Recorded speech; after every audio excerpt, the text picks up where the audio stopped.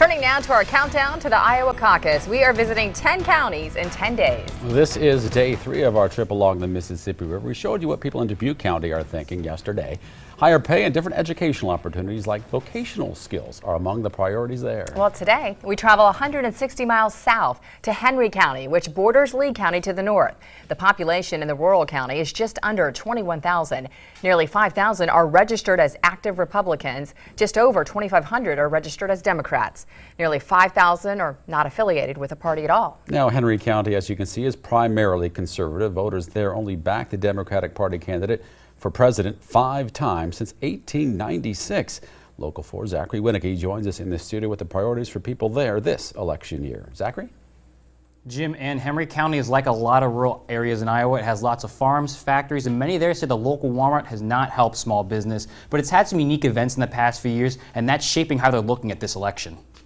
There's one thing that's on the mind of many in rural America. A primary concern is an economy that can work for communities like ours, like a rural community, small town community. And in Henry County, that's becoming a reality. Industry is up. Housing has come back. There was a slump there for a while. There was a time where we had quite a few empty buildings on the square. Those are all filling back in again, so things have turned around in the last 3 years. Some attribute that to the current administration, others not so much. But that has brought about an increasingly more common problem in rural Iowa. Our biggest challenge right now is finding employees that are willing to work. But there is one issue on the minds of people in Henry County that you might not find in other Midwest towns.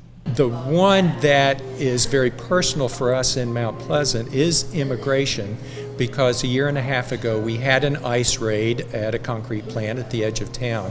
And it's something they think can help small towns like the ones in Henry County continue to grow. For communities like ours, we need new blood.